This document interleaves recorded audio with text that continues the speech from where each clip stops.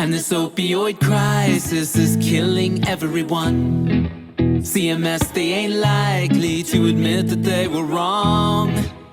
Chronic pain folks are suffering, treated like they're criminals. But now I know it's time we fixed what's going wrong. So if you like those HCAP scores so much, then maybe you should go run a hotel.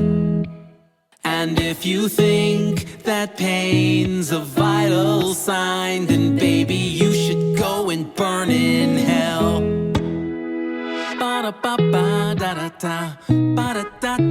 Alright guys, we're here in Baltimore, Maryland. This is Alastair Williamson with StockboardAsset.com. I'm with Anthony, goes by Tonyluck, and we're here in the East Baltimore. And Anthony, can you tell us the environment that we're in? Is it a friendly environment to raise a family? Would you say, is it a friendly environment, yes or no? No, not to raise a family.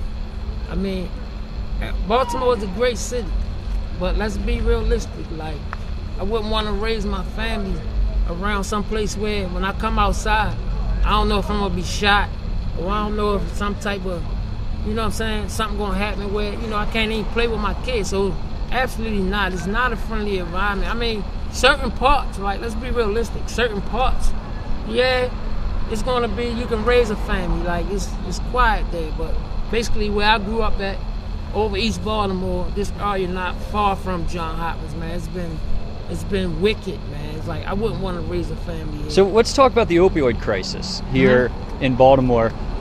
Do you see it as a crisis? Is it widespread? Is it affecting a lot of people? Yes, it's widespread and it's affecting a lot of people. Black, white, whatever you is, Puerto Rican, Hispanic, it's affecting everyone, and it's worldwide.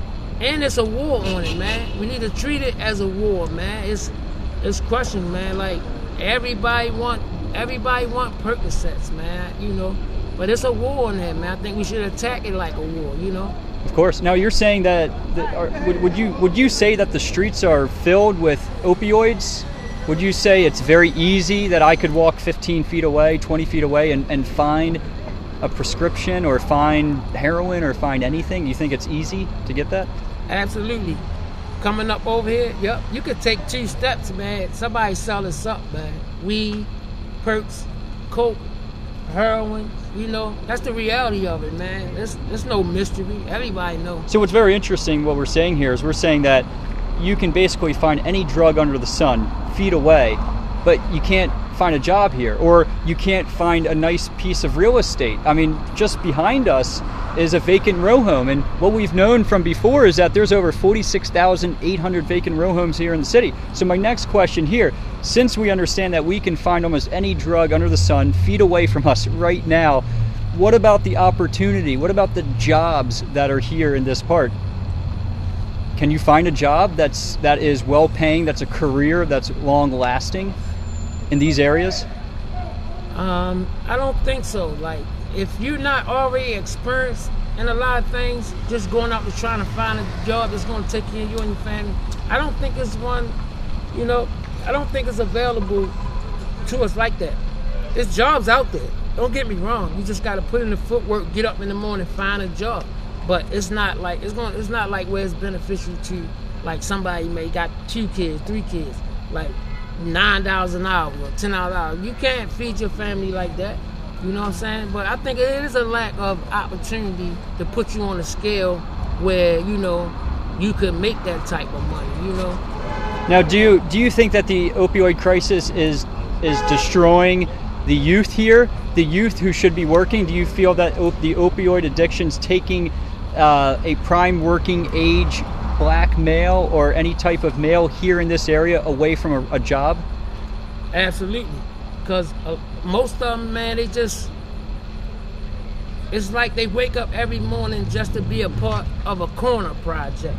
To come out and be on one corner, like this our area. You know, most of the youth, they just so high, man. It's just high, man. And Percocets, man, it's the drug of choice now. Like, I'm 53, man, you know. Back in the day, yo, when I was coming up, drug of choice was weed and if you was getting a little money, you might have sniffed a little heroin back then, but it was the drug of choice. But it's like Percocets now, it's the drug of choice for the youth, man. And once they get it in them, man, it's like, you can't, I don't know. It's like, they on a whole nother level, man. Like, they doing unnecessary. You think that is the opioid crisis? You think that's a contributor to the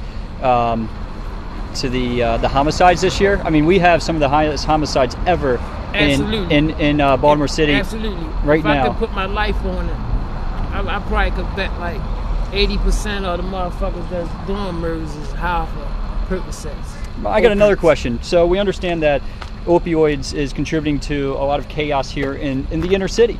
Where do you think these opioids are coming from? Where do you think these drugs that are flooding the streets right where we are coming from? Well, most of the opiates is coming from a lot of these doctors. You know, it's been proven in the news, like these doctors getting knocked off, man. All about money, man. So you're talking about the clinics? The clinics, yeah. The ones that write the prescriptions, you know. It's been already on the news. And I hear a rumor right down the street here, it's one of the largest clinics in the country, methadone clinics. Yep, right on our block by the graveyard. Yeah. Yep, right by death. They right by the graveyard. I heard rumors that it could be upwards of 5,000 to 8,000 a month, or excuse me, 5,000 to 8,000 individuals per day going through there. Yeah, it's like a zombie town right there. It's on North Avenue, Gay Street, that little intersection. It's like a zombie land right there. You know what I'm saying? But, you know, I don't knock nobody, what you do, you know, or what you're going through. That's what you're going through, you know. You know, I seen my baby mother, like, in that line up that way, getting methadone, you know what I'm saying? What's really interesting, I've done a lot of reporting there, and the only thing hustling and bustling at one of America's largest methadone clinics right here in Baltimore is the clinic itself. No industry, no warehouses, no real jobs. It's the clinic. That's the only thing thriving, and it's very disappointing that we see money that's flowing into all the wrong places in the inner city. All the wrong places. Just like they just built a $35 million facility on Eagle Street and Greenmount Avenue, next to the old penitentiary, city jail that they just tore down in Baltimore. It's one of the jail system here in the city is a very profitable organization, very profitable system. Now, I want you to react to this. What do you think about Kevin Plank and Baltimore City putting hundreds of millions of dollars into Port Covington, meanwhile spending very limited to no money on the actual inner city itself that needs it the most? Me, myself, I mean, I take that to heart. It's disrespectful? Yeah, I think it's real disrespectful. You know what I'm saying? Because it's like, man, it's like they don't really care, man. They put all the money to the Port Covington. You know, I work for Under Armour. You know what I'm saying? They putting all that money into that. Why not put that into stopping the crimes or building more schools, giving recreation for the kids around here? There's a lot of talent in Baltimore, rappers, actors, dancers, and they young. A lot of culture. But they don't have nowhere to go. Like, they don't have nowhere to go. They going to the corners. You know, like when I was coming up, I ain't get no love from nowhere else, so I went to the corners. You know what I'm saying? But if we could put like that $35 million they just built the jail for the youth, and maybe we put that $35 million into our city to stop crimes, we could have paid off the criminals with $35 million.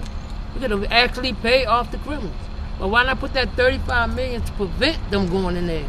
You putting the $35 million to house them because you anticipating that. And here, I just want to ask you, is Baltimore, do you think it's on a good trajectory? Do you think Baltimore is getting better as a whole, or do you think it's getting worse? What is your honest opinion here? And don't hold anything back. Not holding nothing back. In my honest opinion, no, we not getting nowhere. Because, you know, it's getting worse, man. It's like, we can fight these wars over in other countries and conquer it.